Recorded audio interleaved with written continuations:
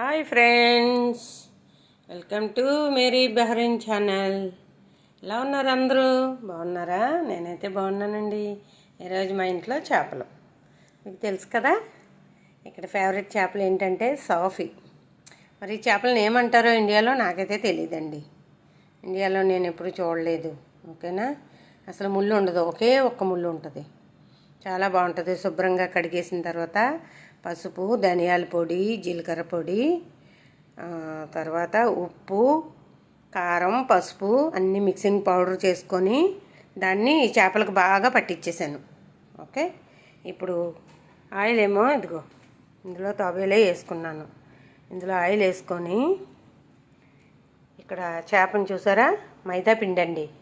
ఇలా ఎప్పుడైతే మనం ఫ్రైకి వాడతామో దీనివల్ల ఆయిల్ లాక్కోకుండా చేపలకి మంచిగా ఫ్రెష్గా క్రిస్పీగా అవుతాయి అన్నమాట. ఓకేనా ఫ్రెండ్స్? చూడండి, ఈ తినేటప్పుడు ఆయిల్ ఉండదు. అదే మనం పిండిలో ముంచకుండా వేసామనుకో చేప ముక్కలైనా సరే కార్న్ఫ్లవర్ అవసరం లేదు, మైదా పిండి చాలా బాగుంటుంది. ట్రై చేయండి. ఓకేనా? ఇదిగోండి, ఇలాగ చేపలు ఇందులో వేసుకొని దోరగా వేయించుకొని క్రిస్పీగా పసుపు ఎక్కువగా వేసుకోవాలి. పసుపు ఎందుకంటే చేపలకి పసుపు ఎక్కువ ఉంటే నీసు వాసన రాకుండా బాగుంటుంది అన్నమాట. తినేటప్పుడు మంచి టేస్ట్గా ఉంటుంది. దీనికి కాంబినేషన్ ఏంటంటే వైట్ రైస్ అండి. వైట్ రైస్ చేశాను. తర్వాత బెండకాయలు చేపలు పులుసు పెట్టానండి. వైట్ రైసు, చేపలు, బెండకాయలు, చేపల పులుసు. ఓకే, అంటే కొంతమంది ఫ్రై తినరు, కొంతమంది పులుసు తింటారు. అంటే ఇది స్పైసీగా చేశాను. మన ఇండియా కూర అన్నమాట. మన ఇండియాలో ఎలా చేసుకుంటాం అలా స్పైసీగా. ఓకేనా ఫ్రెండ్స్?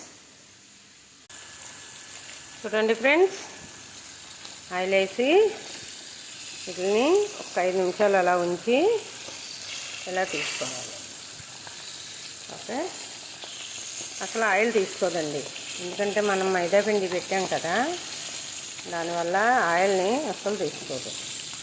చాలా క్రిస్పీగా ఉంటుంది. ఓకే, మీరు కూడా ట్రై చేయండి ఇలాగా.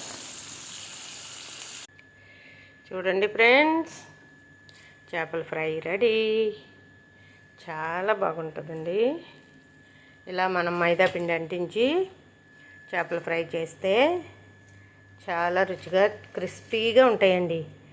మనం తినేటప్పుడే ఫ్రై చేసుకోవాలి. ముందుగా చేసుకున్నామంటే